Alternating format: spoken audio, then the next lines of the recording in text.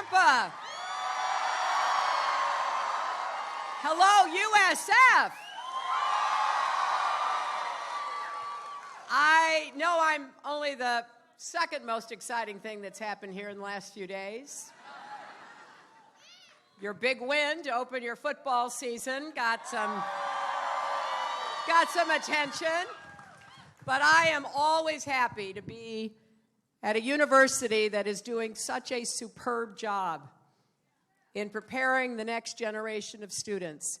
I had the great privilege of speaking to your president, Dr. Genschaft. Thank you.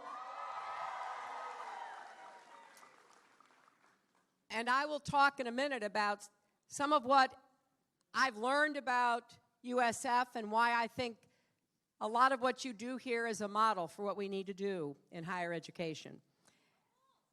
But for me, it's exciting to be here with so many friends.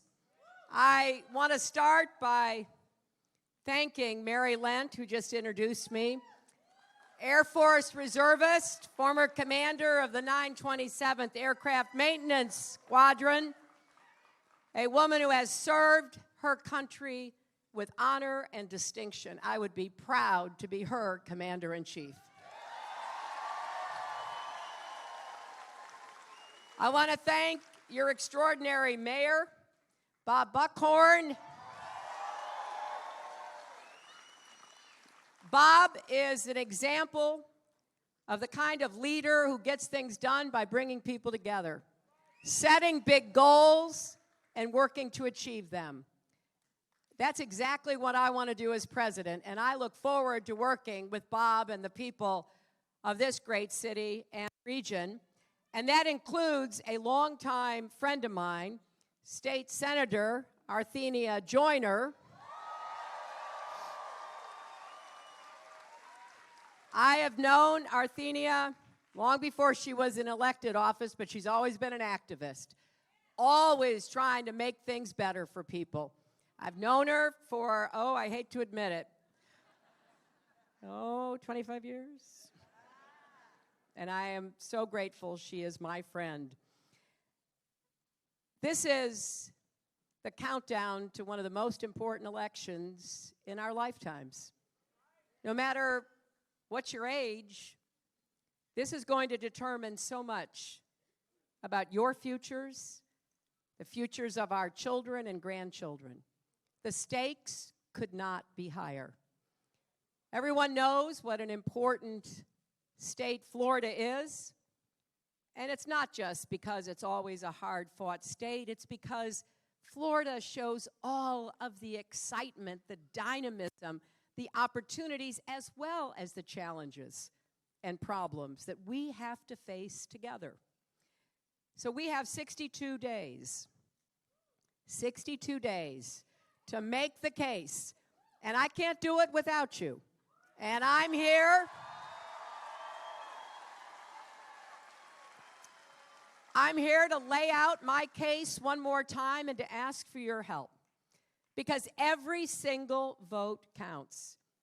Our campaign set a goal in July. We launched a drive to register 3 million Americans to vote this election. We have hosted thousands of events across the country, including right here in Florida. And today I'm asking every one of you to give us some of your precious time to be part of this campaign.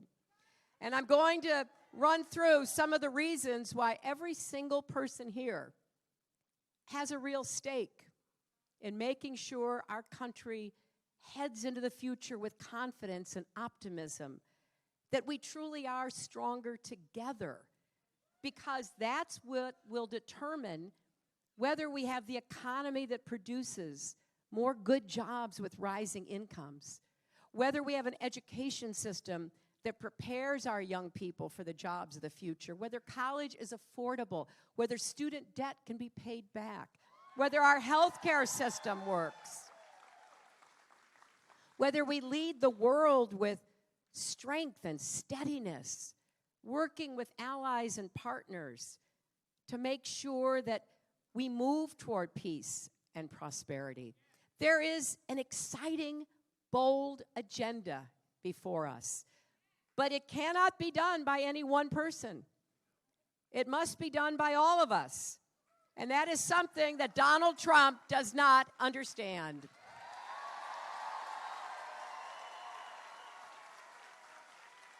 Among the many troubling things that were said at his convention, and honestly, I sometimes didn't recognize what country they were talking about.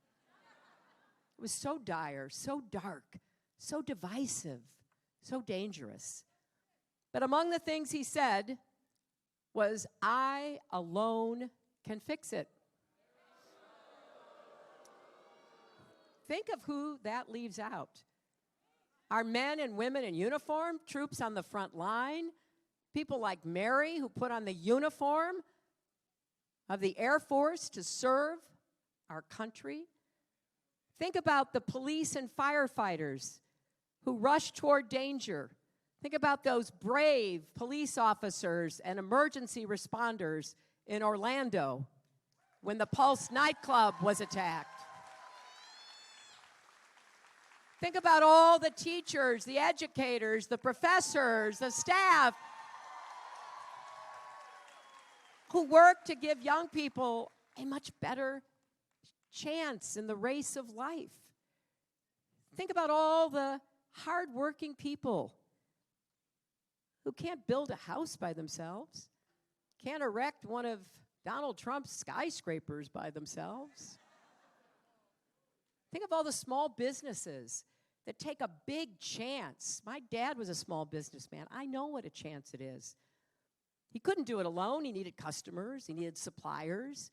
He needed workers. Americans don't say, "I alone can fix it." We say, "We'll fix it together. Just watch us." Nobody can solve problems better than we can.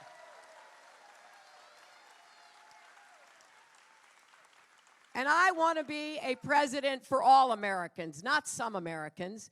Democrats, Republicans, independents, every single American. I want to be a president for those who vote for me and those who vote against me, because I want to bring our country together. I'm very proud that Tim Kaine and I are running a campaign of issues, not insults. Because I believe anybody who is asking for your vote for the most important job, not just in the country, but in the world, should tell you what they plan to do. I do have this, I guess it's an old-fashioned idea. If you're going to ask people for their vote, they ought to have some idea what they're voting for. And I don't think it's enough to say, "Oh, I'll tell you later." I think it's important to lay it out and to tell you how it's going to be paid for.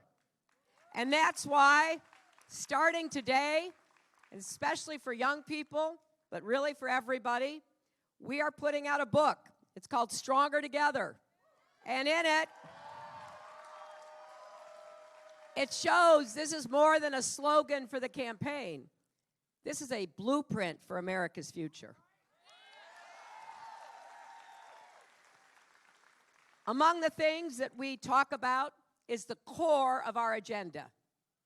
As laid out in this book, it is building an economy that works for everyone, not just those at the top.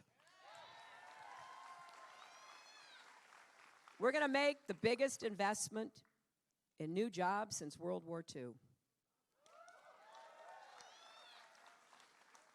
Infrastructure jobs, like those here at the port.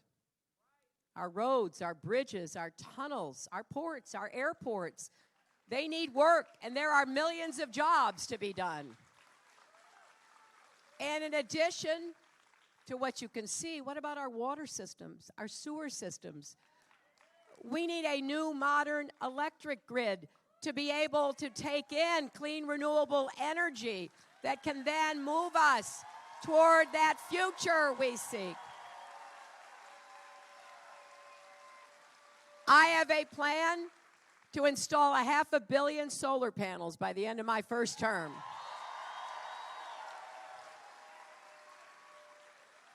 And enough clean energy to power every home in America by the end of my second term. And I want young people especially to be part of this, to be in science, technology, engineering, manufacturing, creating this future that will determine the quality of your lives and the competitiveness of our economy. We also have to finish extending broadband access to every place in America. Right now, 70% of our teachers say that they assign homework to their students, starting in elementary school, that require the kids to learn how to use the internet. I think that's great. We want to have an internet-savvy population, but here's the problem. 5 million homes where little kids live, where high school kids live, don't have the internet. What does that mean? That means they're already behind. It's so unfair. We're going to make this economy grow, but we're also going to make it fair. We're going to have more advanced manufacturing jobs. I think we made a mistake years ago when we eliminated what used to be called vocational education.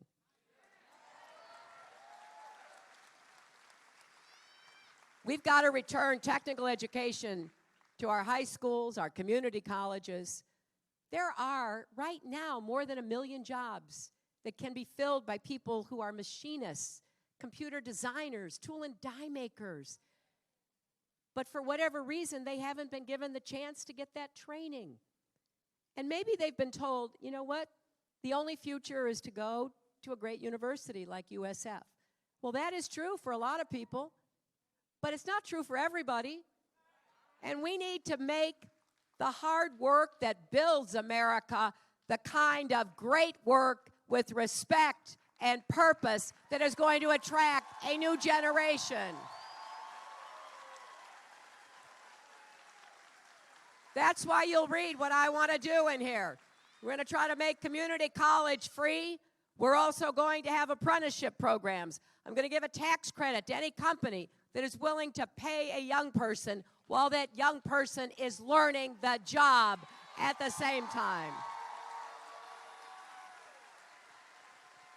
So infrastructure, advanced manufacturing, clean renewable energy. We can do this. We are living off the investments that our parents and grandparents made. It's time for us to step up and build America's future. And let's make it fair while we do that.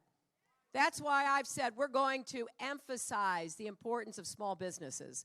Right now, small businesses are having a tough time in Florida and across America, getting access to credit, right? And getting the kinds of regulations and overlapping expectations and standards that don't really make sense. I want to make it clean and clear, and I particularly want young people with an idea for a small business to feel that they can do it. So I have proposed a moratorium for 3 years on student debt so you can actually get a business off the ground, get it started, make your future. I also believe we should raise the national minimum wage. Anybody working full-time should not be living in poverty. And finally, let's guarantee equal pay for women's work, which will raise family income.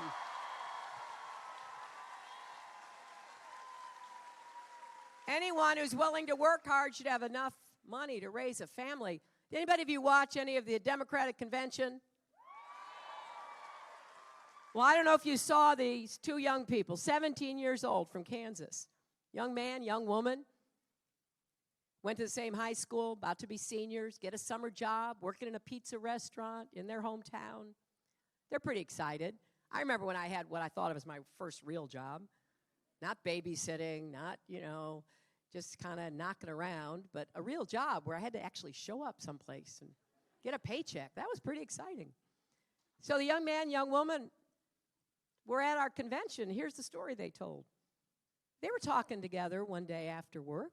They'd known each other. And the young woman said, I'm excited because I think I'm actually going to be able to save some money for college making $8 an hour. And her friend, the young man, looked at her and goes, I'm making $8.15 an hour. And the young woman said, well, you didn't have any experience before this job doing this, did you? He said, no, I didn't. She said, well, what do you think happened? Young man said, oh, it must be a mistake. So they together, and I give the young man a lot of credit. Good guy, right? They go to tell the manager that there's been a mistake. They're doing exactly the same job. He's making 15 cents more an hour. What happens? The manager fired them both. And you know what? That's legal. If you find out about somebody else's salary, even if you're doing exactly the same job, you can be retaliated against, including being fired in most places. So when I say, let's have equal pay, and some people I see looking quizzical at me, they say, well, of course you got to have equal pay. Well, yeah, if you're in the military and the pay scale is set, or you're in the government and it's set, or you're under a union contract and it's set.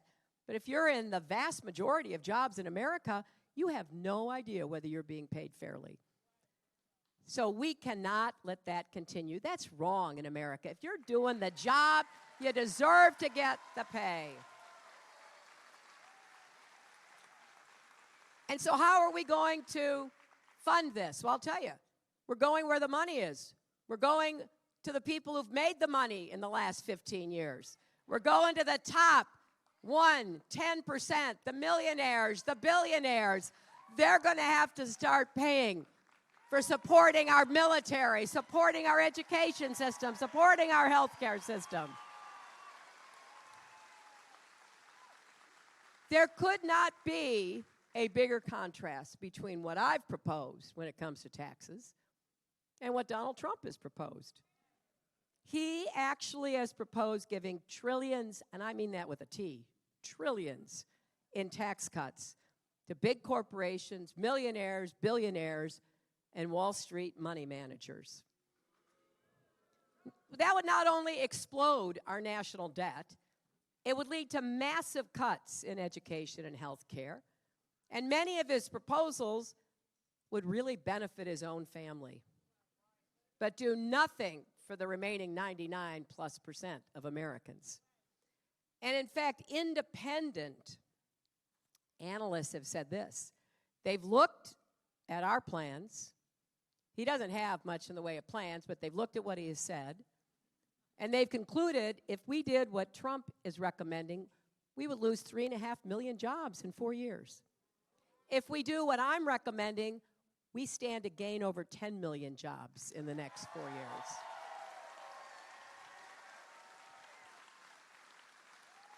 And among the things that I want to do is make sure we have an education system from early childhood through adulthood. And that means I want universal pre-K. I want to help more kids get a better start so that when they get to kindergarten and first grade, they're ready to learn. I want to work with our teachers and educators. I respect teachers and educators, and I want to give them the support they need to do the job we ask. And I want to support universities like this one. Now, here's one of the reasons why. 50,000 students, 40% on Pell Grants. A lot of people would never have gotten an education if it weren't for the federal Pell Grant program, right? But here's what's most impressive. A lot of schools have a lot of Pell Grants. This university graduates all categories of students at the same rate.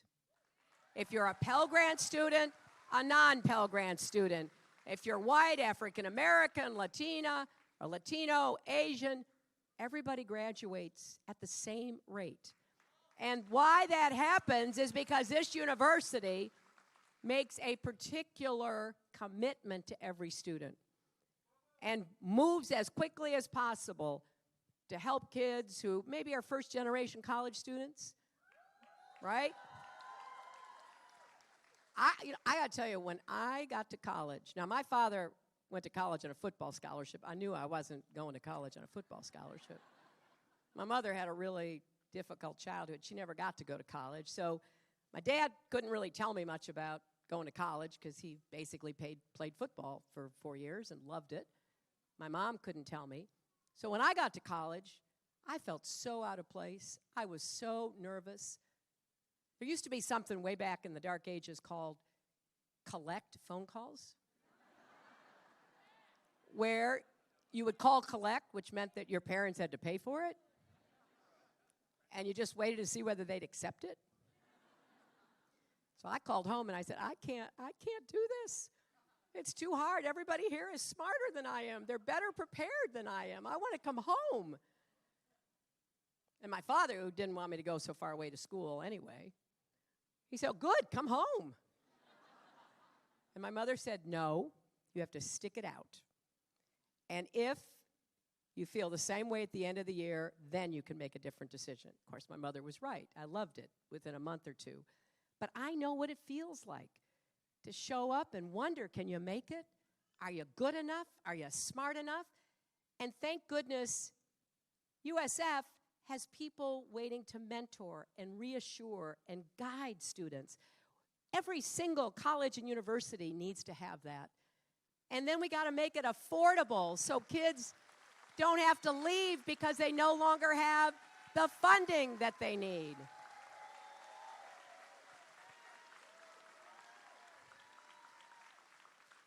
And I want to do more in my effort to make childcare affordable. No family should have to pay more than 10% of your income on childcare. And right now, you have a lot of states where it costs more for childcare than tuition at college and university. So I'm going to do, I know you've got childcare here, but as I told the president, I want to do more to help you to make sure every student parent has a safe place to bring their child while they're studying and working and trying to get their education. And then we're going to help everybody with student debt. How many of you have student debt? We're going to help you pay it back and pay it off quickly. We're going to get the interest rates down. We're going to give you new ways of paying it.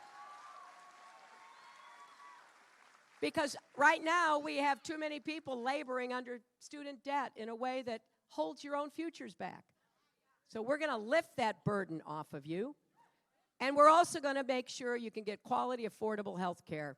Every age you are, every place you are. We're going to get the costs down, premiums, co-pays, deductibles, and especially prescription drug costs.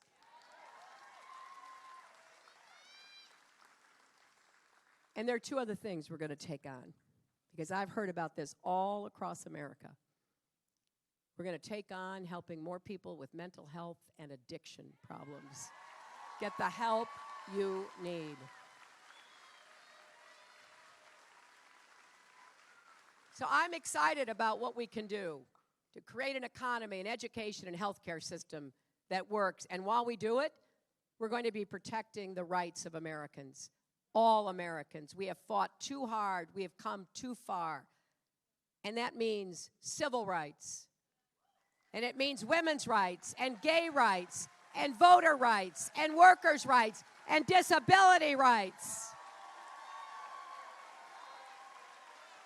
And you know, I believe with all my heart, because I've done this work my entire life. I was looking at the disability sign there.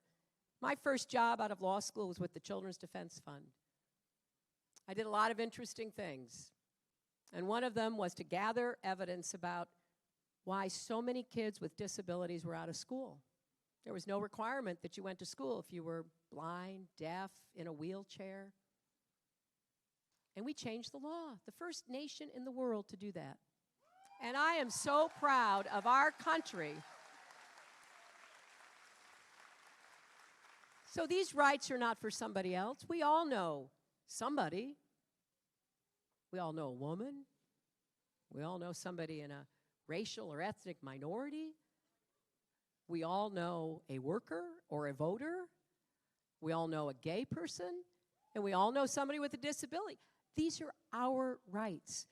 And the kinds of things that you've been hearing from Donald Trump, demeaning, defaming groups of Americans, people who have every right to be respected by someone who wants to be president of the United States, and he stands there and mocks a reporter with a disability, and he calls women pigs, and he calls Mexican immigrants rapists and criminals, and he demeans Muslims and attacks a Gold Star family whose son died in action in Iraq?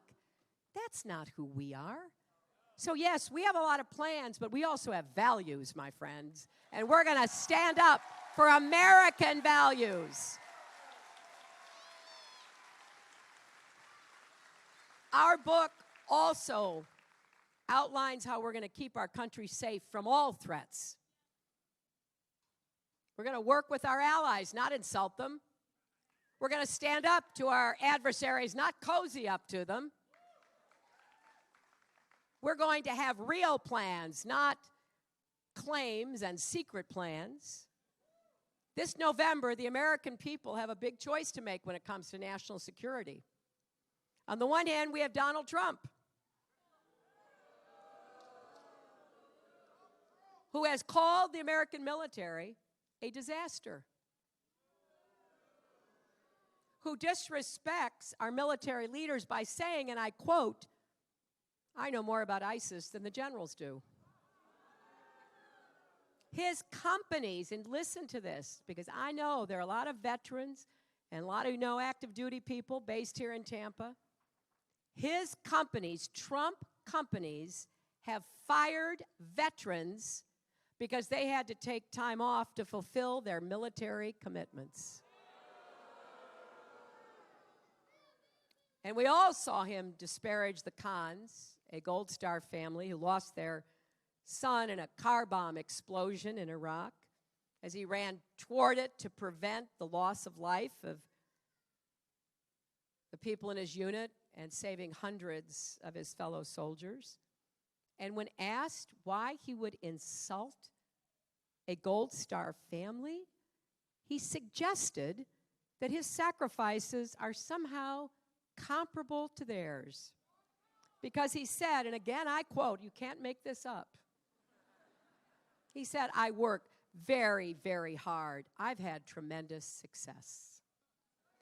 His whole campaign has been one long insult to all those who've worn the uniform to protect our most cherished American values.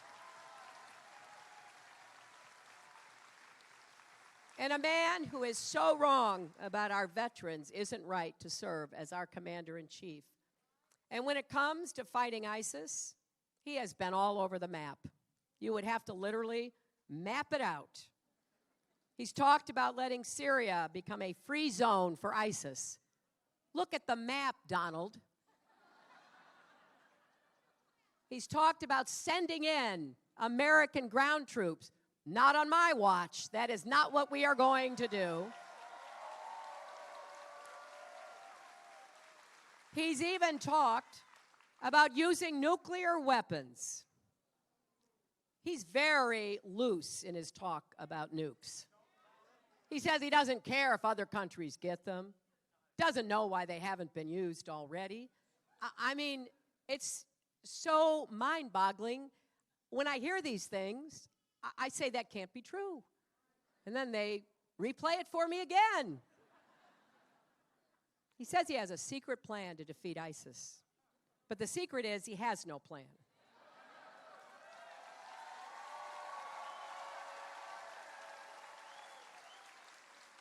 After all his talk, the only thing that is clear is he has no clue about what he's talking about.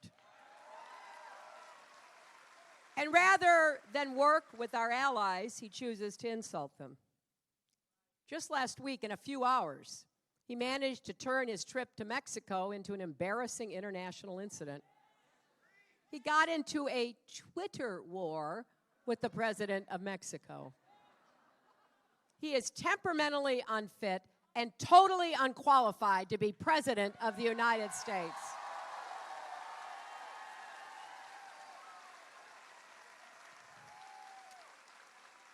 As president, I have a very different vision. I will give our military everything they need when they're serving overseas. I will support them with care and the benefits that they need and deserve when they come back home, including job training and mental health care. I will work closely with our allies, not just to contain ISIS, but defeat them. First, we're going to take out their stronghold in Iraq and Syria. Second, we're going to dismantle their global terror infrastructure on the ground and online. Third, we're going to bolster our defenses, including with an intelligence surge, to protect us and our allies. We will do whatever is necessary for as long as it takes to bring ISIS to justice and end their reign of terror once and for all.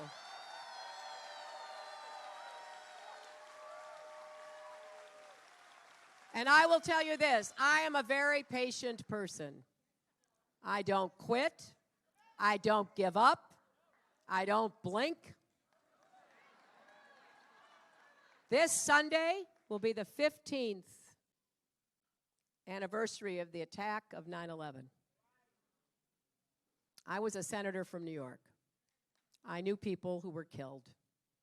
I worked with families and the few survivors. I worked to get the health care needed by our first responders and emergency workers who ran toward danger.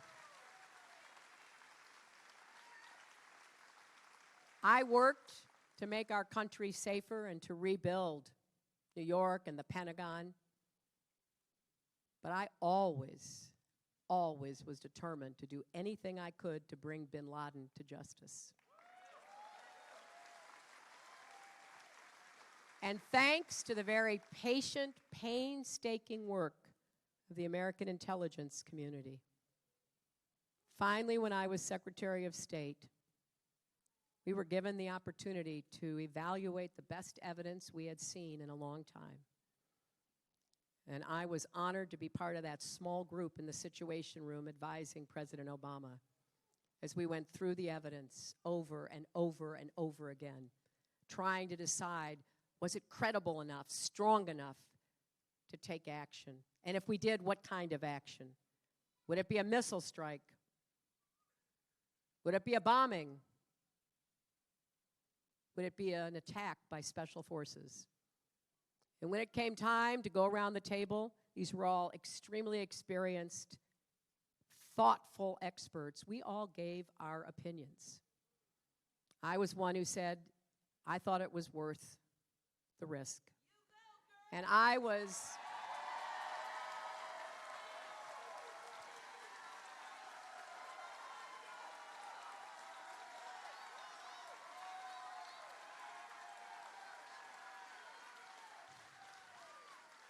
And I was in that small Situation Room on that day. You all know the story. Some of you read the book, some of you have seen the movies, but there's one thing I want to tell you because it demonstrates, again, what our values are as Americans. Remember, Donald Trump has said he would order American troops to torture. He would order American troops to murder family members of terrorists. That's what he has said, heedless of the consequences that would lead to in terms of putting Americans all over the world at even greater risk. But here's what happened that night in Pakistan. And this is not an often told part of the story. So I want to tell you, particularly the young people here, particularly active duty and military veterans like Mary. If you saw any of the reenactment, you know that one of the helicopters clipped its tail as it was going into the courtyard on the wall. It disabled that helicopter. Now, thankfully, every contingency had been thought through. And so we were prepared for that. The military was prepared. They could get another helicopter there to take out the SEALs who were going to have to blow up the disabled helicopter. After rushing into the compound, taking out the 2 bodyguards, taking out bin Laden's adult son, taking out bin Laden, they knew they had to get out of there. At any time, there could have been Pakistani military wondering, what's going on? Something's happening. And this was a military garrison town. So time was really precious. But here's what the SEALs did. Before they blew that helicopter up, they took out all the women and children. family members of terrorists, including the worst terrorist of all. They took them out of the compound, around the back, to safety before they blew that helicopter up. That, Donald Trump, is what American honor looks like.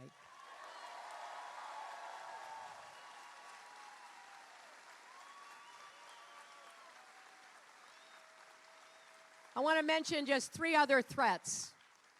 One threat here right at home, the epidemic of gun violence. And we have got to have comprehensive background checks, close the gun show loophole, close the online loophole, and the ability of people on the terrorist watch list buying a gun in America. This agenda I've just briefly outlined is supported by a vast majority of Americans and a vast majority of American gun owners. And it's time we all said in one voice, hey, we can respect the Second Amendment, we can respect the right to own arms, but we don't want people who shouldn't have guns in the first place killing anybody else ever again.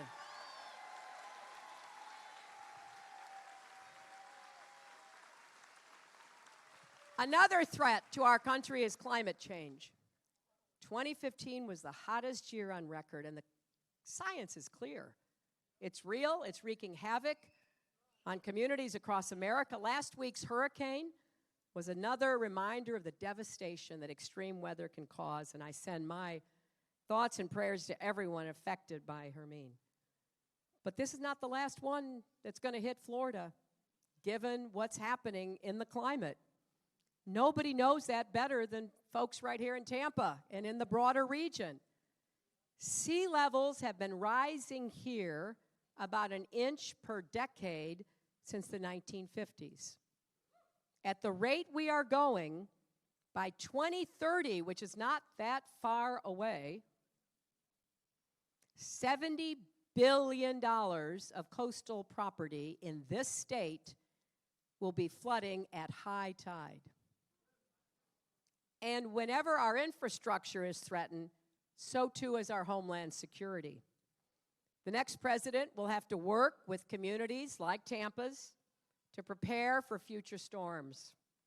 When I'm in the Oval Office, I'm going to work with local leaders to make smart investments in infrastructure to help protect regions from flooding and other effects of climate change.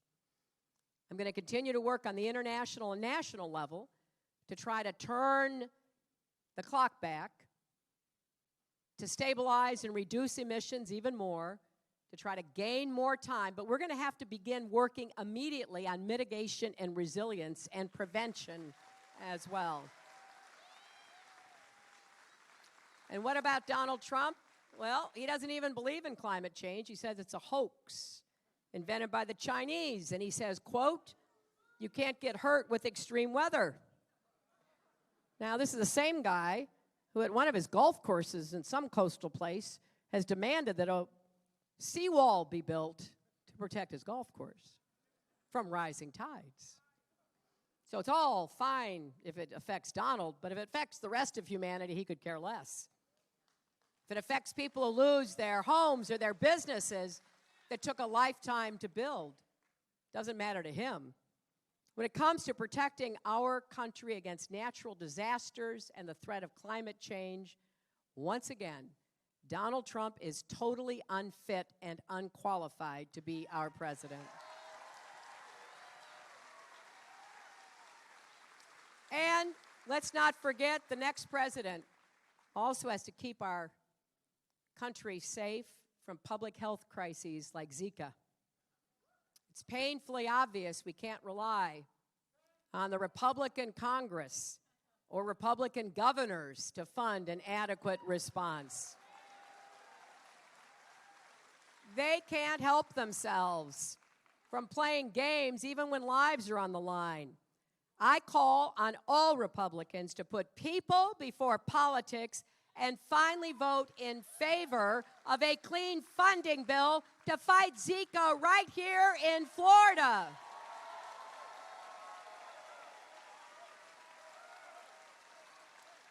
But the failure of the Republicans in Congress, including your Republican senator, means that we can't always count on them, can we?